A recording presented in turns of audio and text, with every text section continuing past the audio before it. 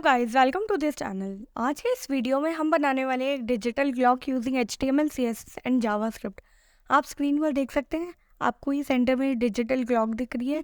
इसमें time show हो रहा है और ये टाइम रात का है, इसीलिए यहाँ पर टाइम फॉर्मेट में आपको AM शो हो रहा है। और अगर ये दिन का टाइम होता तो यहाँ पर PM शो होता। ठीक है, ये क्लॉक हमारी बिल्कुल रिस्पॉन्सिव है, इसलिए आप इसे किसी भी डिवाइसेस में एक्सेस कर सकते हैं। ये आपको अच्छी ही दिखेगी। अगर आपने एक डिजिटल क्लॉक ऑलरेडी बना रखी है तो भी आप इस वीडियो को देख सकते हैं, और अगर आपको ये नहीं देखनी तो आप मेरी और वीडियो देख सकते हैं। मैंने एनालॉग क्लॉक भी बना रखी है, आप वो भी देख सकते हैं। ठीक है, और एक काम करते हैं, हम अपनी डिजिटल क्लॉक को बनाने के लिए चलते हैं और अपना कोड एडिटर ओपन कर लेते हैं। ये देखिए, हम आ गए हैं अपने VS कोड में। सबसे पहले तो मैं अपनी यहाँ पे एक फ़ोल्डर बना रखा है डिजिटल क्लॉक का, इसमें फाइल्स बना लेते हैं।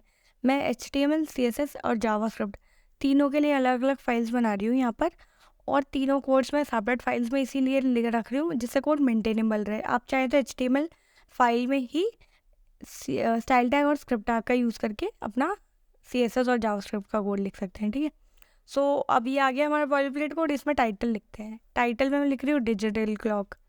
ठीक है, मैं आपको एक बार कोड भी दिखाती हूँ, डिज़ाइन भी दिखाती हूँ हाथ के हाथ, कि आपको पता चलता रहेगा। ये देखिए, ठीक है, अब आपको कोड के साथ साथ UI भी शो होगा आपका। हम सबसे पहले बॉडी में ना एक क्लास ले लेती हूँ मैं, डॉट क्लॉक। क्लास को हमेशा डॉट से और ID को हमेशा हैश से डिनोट करते हैं। अब इस क्लास के अंदर मुझे चाहिए एक H1 टैग। मैंने H1 टैग क्यों लिया है, क्योंकि मैं इसमें अपना टाइम रखूँगी और इसको एक ID दे देती हूँ टाइम। अगर मेरे को इसको ID देनी है तो मैं हैश का यूज़ कर रही हूँ और ये क्लॉक के अंदर है। ठीक है, अब मुझे इसके साथ साथ एक चाइल्ड और चाहिए, तो मैं यूज़ करूँगी प्लस ऑपरेटर का, और दूसरा हमारा टैग लेंगे स्पैन टैग, और इसको मैं ID दूंगी टाइम फॉर्मेट। टाइम फॉर्मेट क्यों, क्योंकि मुझे इसमें बताना है कि हमारा टाइम फॉर्मेट क्या है, AM है या PM है। ठीक है, ये देखिए, एंटर करते ही आ गया। पहले हमारा एक डिव आया जिसमें क्लॉक है, उसके अंदर एक H1 टैग आया जिसकी ID टाइम है, और एक स्पैन टैग आया जिसकी ID टाइम फॉर्मेट था। अभी टाइम को मैं लेट से 12 लिख लेती हूँ। 12 क्यों, क्योंकि अभी हम इसे पहले स्टाइल कर लेंगे, उसके बाद अपने जावास्क्रिप्ट से इसको कोड को पूरा लिखेंगे। ठीक है, और ये टाइम यहाँ से रिमूव कर देंगे, फिर ये टाइम हमारा जावास्क्रिप्ट से आएगा सीधा, वो भी रियल टाइम में। अब एक काम करते हैं, बस HTML कोड इतना ही था, हम अपनी स्टाइल शीट लिंक करके CSS कोड लिखते हैं। यहाँ पर सबसे पहले मैं क्या करूँगी, सारे एलिमेंट्स जितने हैं उनका मार्जिन और पैडिंग 0 कर दूँगी। क्यों, क्योंकि इनमें डिफ़ॉल्ट मार्जिन पैडिंग कुछ ना कुछ होती है, तो उन्हें 0 कर दिया मैंने। और बॉक्स साइजिंग बॉर्डर बॉक्स, ये कुछ डिफ़ॉल्ट स्टाइल्स होते हैं जो आप पहले ही सेटिंग में कर लें तो अच्छा होता है। ठीक है, और हम फ़ॉन्ट फैमिली ले लेते हैं, और फ़ॉन्ट फैमिली में आप गूगल फ़ॉन्ट्स भी ले सकते हैं आप, लेकिन मैं अभी इसमें इनबिल्ट फ़ॉन्ट ये एरियल वाला ही ले रही हूँ। अगर आपको ये फ़ॉन्ट नहीं मिलेगा तो आप दूसरे फ़ॉन्ट पे फिर फॉल बैक कर देंगे, और वो भी नहीं मिलेगा तो आप तीसरे फ़ॉन्ट पे फॉल बैक कर जाएंगे। इसीलिए ये कॉमा देकर हम अलग अलग फ़ॉन्ट्स देते हैं। अब बॉडी को स्टाइल कर लेते हैं। सबसे पहले तो मुझे अपने टाइम को ना सेंटर में लाना है, यहाँ पर वर्टिकली हॉरिजॉन्टली दोनों, तो मैं फ्लेक्स बॉक्स का यूज़ करती हूँ। डिस्प्ले फ्लेक्स कर देंगे, और अब करेंगे हम justify content centre. Justify content centre से हमारा हॉरिजॉन्टली सेंटर हो गया। देखिए, अब मैं कर दूंगी align item centre. Align item से वर्टिकली सेंटर होना चाहिए, लेकिन होगा नहीं। देखिए, नहीं हुआ, क्योंकि अभी तक मैंने अपनी बॉडी टैग को हाइट नहीं दे रखी है। जब मैं इसे एक हाइट दे दूंगी, आप चाहे हाइट दे दीजिए चाहे मिनिमम हाइट, मैं 100 VH दे रही हूँ। ठीक है, देखिए अब हाइट मिलते ही हमारा ये वर्टिकली और हॉरिजॉन्टली सेंटर हो चुका है। अब इसे एक बैकग्राउंड देते हैं।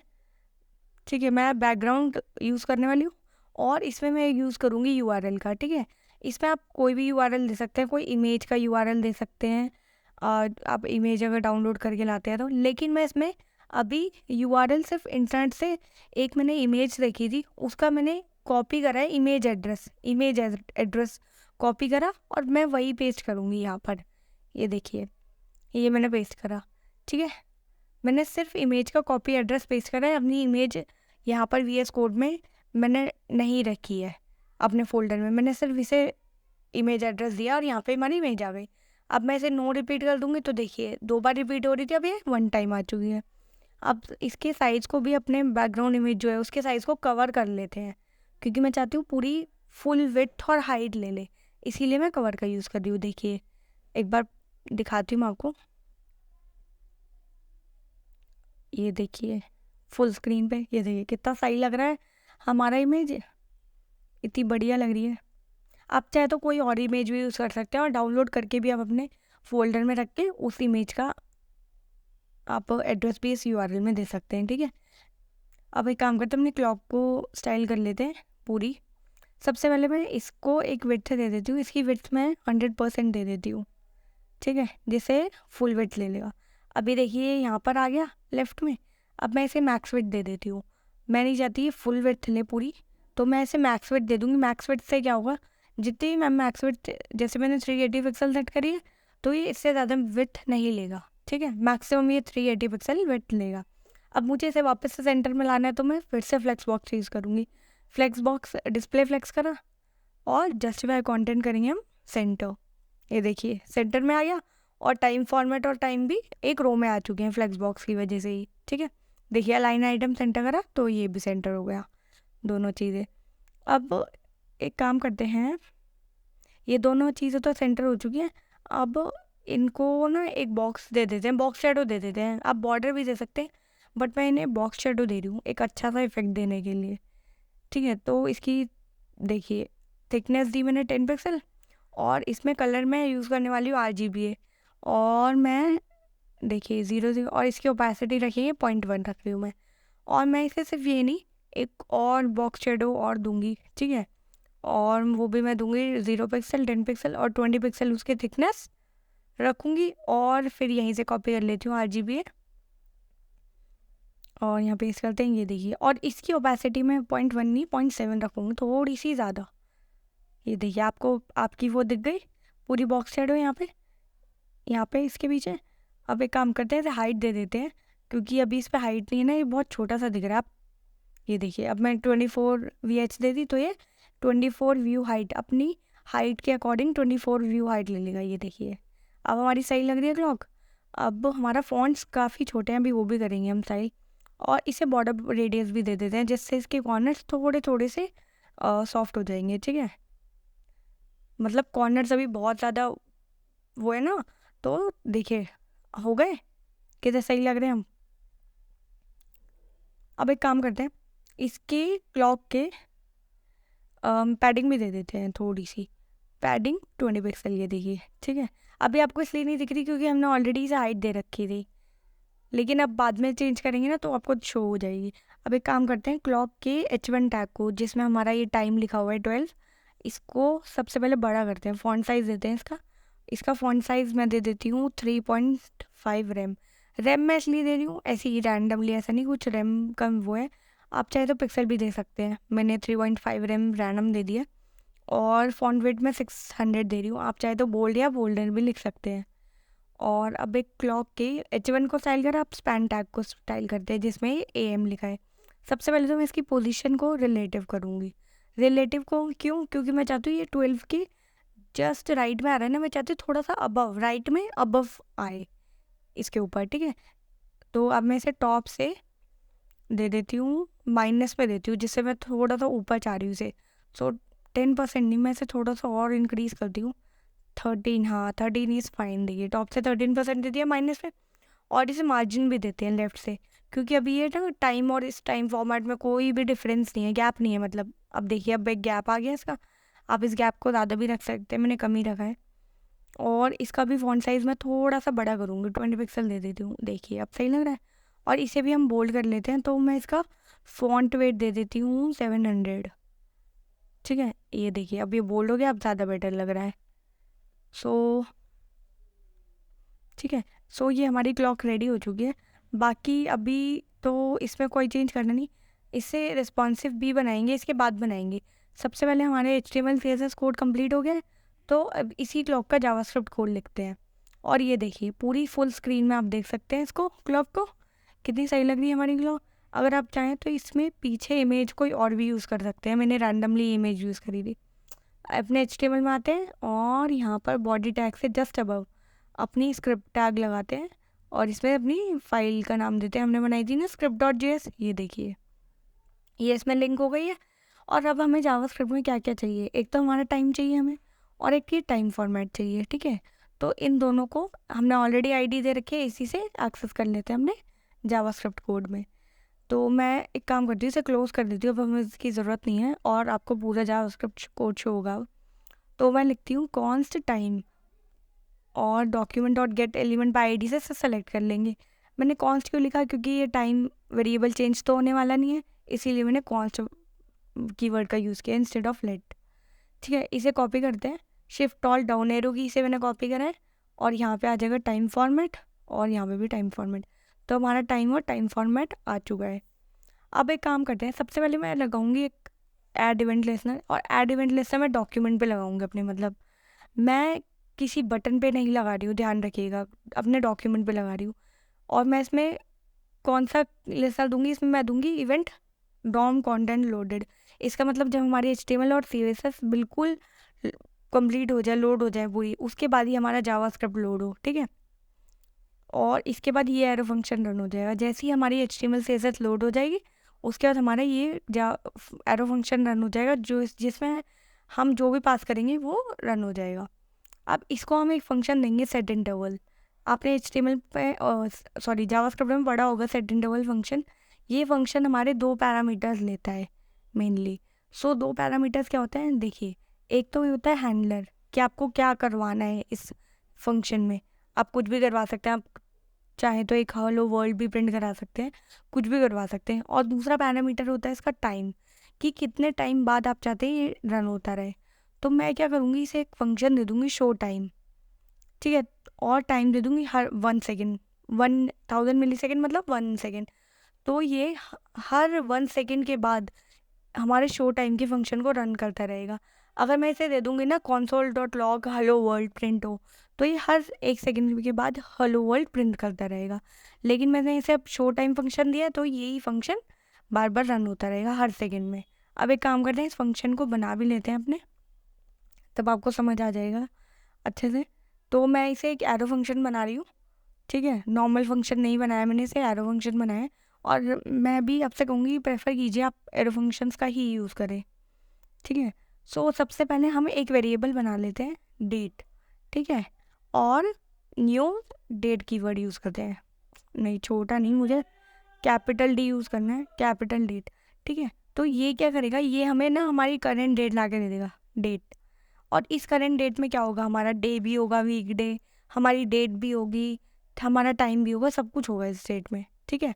अब लेकिन हमें अपनी क्लॉक बनाने के लिए क्या चाहिए, हमारे आवर्स, मिनट्स और सेकंड्स चाहिए।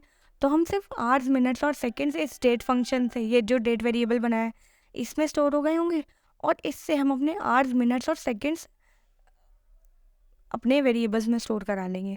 सो देखिए, मैंने यहाँ पर आपको सारे फंक्शन शो रही होंगे, गेट डेट, टाइम, टाइम के भी अलग अलग फॉर्मेट्स हैं, ठीक है। मैं ले रही हूँ गेट आवर्स, तो इस डेट में जो भी आवर्स हैं, जितने भी घंटे इस टाइम हो रहे हैं, ये मेरे HR वेरिएबल में स्टोर हो जाएंगे। और एक वेरिएबल मैंने बनाया लेट मिनट, तो इसमें गेट मिनट्स फंक्शन यूज़ कर लूँगी, और मेरी डेट से इस मिनट वेरिएबल में डेट मिनट्स आ जाएंगे। और ऐसे ही हम सेकेंड्स के लिए वेरिएबल बनाएंगे, और गेट सेकेंड्स का फंक्शन का यूज़ कर लेंगे। आप चाहे तो मिली सेकेंड्स भी शो कर सकते हैं, मैं यहाँ पर मिली सेकेंड शो नहीं कर रही हूँ, वो आप खुद कर लीजिएगा। अब मैं console डॉट लॉग में आपको दिखाती हूँ कि हमारा जो मैंने ये आवर्स, मिनट्स और सेकंड्स अपने स्टोर कराए हैं, तो ये रन हो रहा है या नहीं हो रहा है, हमारे कितने मिनट्स, सेकंड्स और आवर्स आए, वो मैं आपको यहाँ पे प्रिंट करके दिखा दूँगी एक बार। सबसे पहले प्रिंट करते हैं, उसके बाद बाकी काम करेंगे। और इसे मिनट्स लिख लेती हूँ मैं, मिनट्स की सिर्फ मिनट की जगह, ठीक है, मैंने इसका यूज़ कर लिया है। सो यहाँ पे मुझे लिखना है सेकेंड्स, ठीक है। ये जस्ट मैं आपको एक बार दिखाने के लिए कर रही हूँ। अब एक बार इसे रन करके देख लेते हैं। एक सेकेंड, हाँ ये देखिए, अब मैं एक बार इंस्पेक्ट करती हूँ और कंसोल खोल लेते हैं अपना। ये देखिए, आपको हर सेकंड का अपडेट दिख रहा है, देखिए हर सेकंड चेंज हो रहा है। 50, देखिए टाइम आवर्स में आ गया 0, क्योंकि अभी 12 बज रहे हैं, और 50 मिनट्स हो रहे हैं, तो 56 मिनट्स हो रहे हैं, वो आ गया। और सेकंड्स में देखिए चेंज हो रहे हैं, 28, 29, 30, क्योंकि हर सेकंड बाद वो फंक्शन बार बार रन हो रहा है, सेकंड्स तो इसलिए चेंज हुए जा रहे हैं। अब कंसोल को कमेंट कर देते हैं, हमें ज़रूरत नहीं है। अब टाइम में जो हमने एक H1 टैग बनाया था जिसकी आईडी टाइम दी थी, उस टाइम के इनर HTML में उसके अंदर हम लिखवा देते हैं अपने ये आवर्स, मिनट्स और सेकेंड्स को। यहाँ पर मैं बैकटिक का यूज़ कर रही हूँ, आप स्ट्रिंग का भी यूज़ कर सकते हैं, लेकिन एक अच्छी प्रैक्टिस है कि आप अपने टेम्पलेट लिटरल का यूज़ करें, ठीक है। तो हम आवर, मिनट और सेकेंड्स को यहाँ प्रिंट करा लेते हैं। ये ऐसे प्रिंट करूँगी तो ये ऐसे टेस्ट प्रिंट हो जाएंगे। ये जावास्क्रिप्ट है, इसलिए मैं इन्हें कर्ली ब्रेसेस में रखूँगी और डॉलर यूज़ करूँगी। अगर आप ऐसे ही लिखेंगे तो आपका HR ऐसे ही प्रिंट होकर आ जाएगा, ठीक है। तो जावास्क्रिप्ट के लिए आपको डॉलर और कर्ली ब्रेसेस यूज़ करने पड़ते हैं।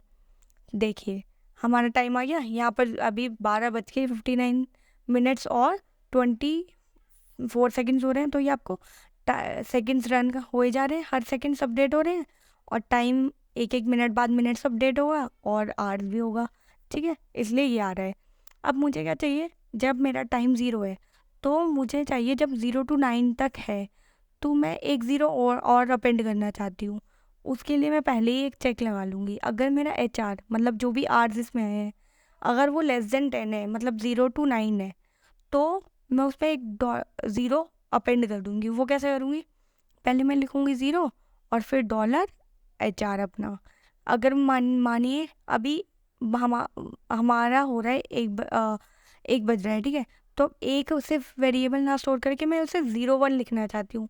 अगर 1 बज रहे हैं तो वो 0 1 लिखा आ जाएगा, वरना अगर सपोज 11 बज रहे हैं तो वो 11 लिखा आ जाएगा पूरा, ठीक है।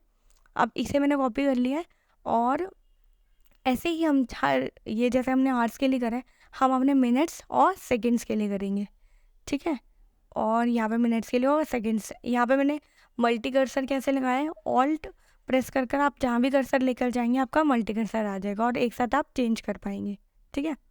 सो ये देखिए, एक बार इसे फिर से रन करते हैं हम कि अब हमारा सही चल रहा है नहीं चल रहा। सो देखिए अभी हमारा 1 बज रहा है, तो अगर हम इसे चेक नहीं लगाते तो सिर्फ यहाँ पर 1 लिखा आ जाता, लेकिन अब इसमें 0 अपेंड कर दिया तो वो आ रहा है। और मिनट्स में भी ऐसी 0 2 आ रहा है, वरना सिर्फ 2 आता, ठीक है। सो ये हमारी क्लॉक अभी सही चल रही है। अब एक काम करते हैं, टाइम फॉर्मेट को और कर लेते हैं।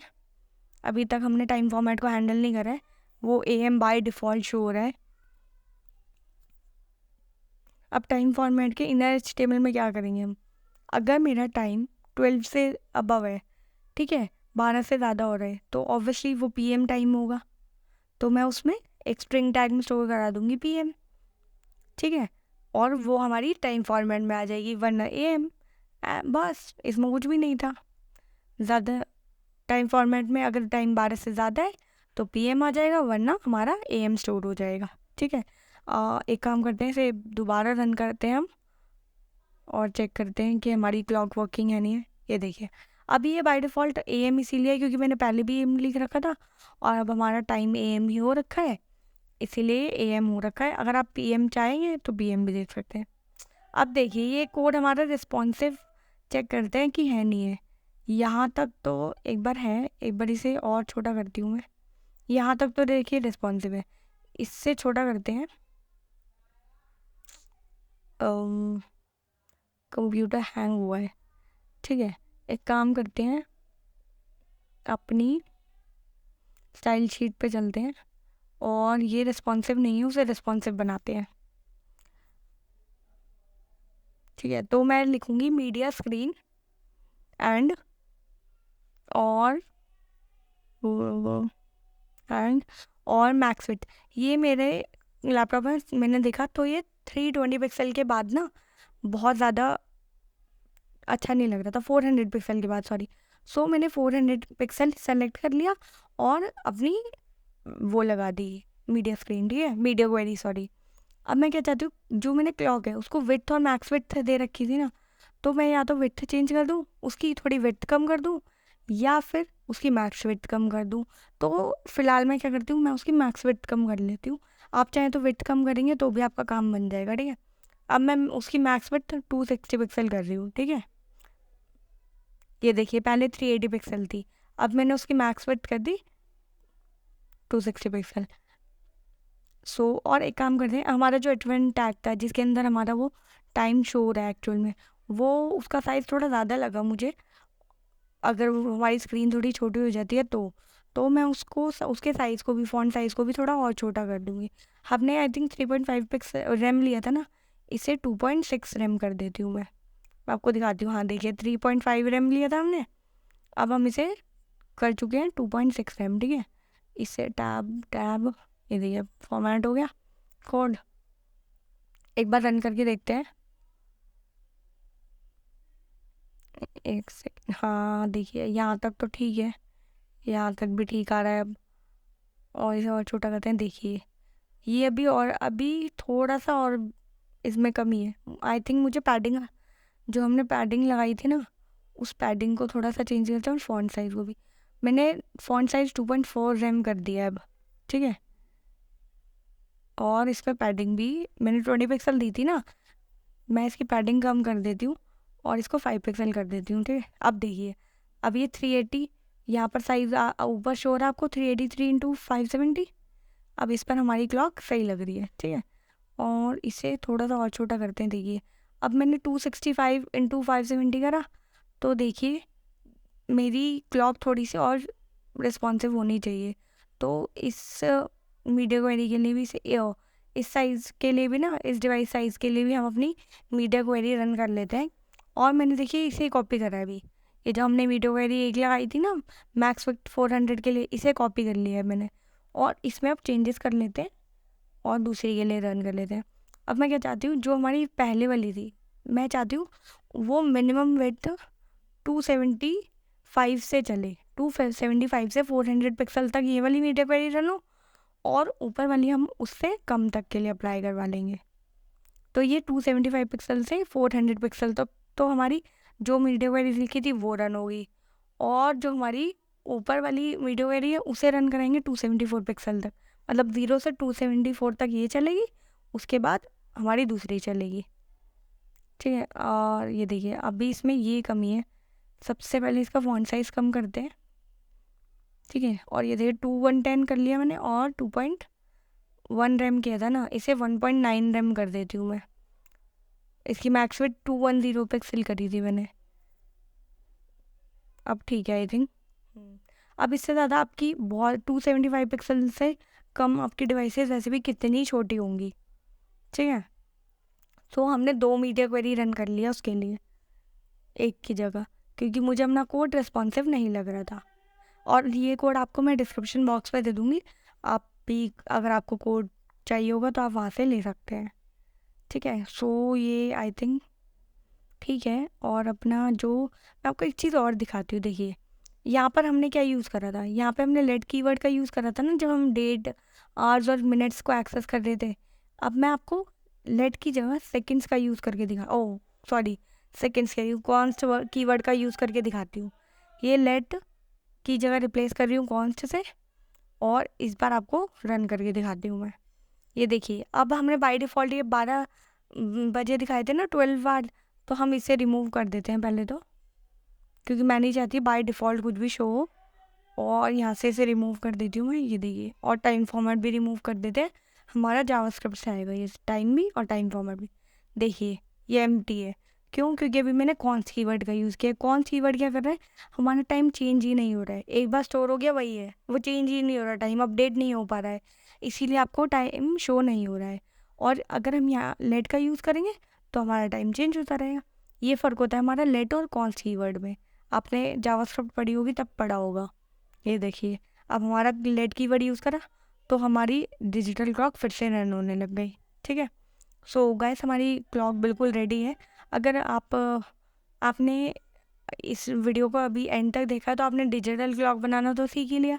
अगर आप चाहते हैं एनालॉग क्लॉक बनाना भी, तो मेरे चैनल पे एक वीडियो ऑलरेडी है जिसमें मैंने एनालॉग क्लॉक बनानी सिखाई है, और एक स्टॉप वॉच भी बनानी सिखाई है जिसमें हमने एक क्लियर इंटरवल फंक्शन का भी देखा था कि हम कैसे यूज़ करते हैं, ठीक है। सो आप वो वीडियोस को भी देख सकते हैं। और अगर आपको और जावास्क्रिप्ट के प्रोजेक्ट्स बनाने हैं तो आप वो भी एक्सेस कर सकते हैं, ठीक है। So thank you guys for watching this video. I will see you next time, bye.